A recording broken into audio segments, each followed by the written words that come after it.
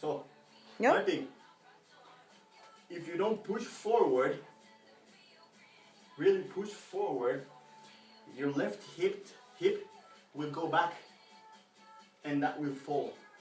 If you push, you go with it. If you don't push and just turn, that's what happens. Okay.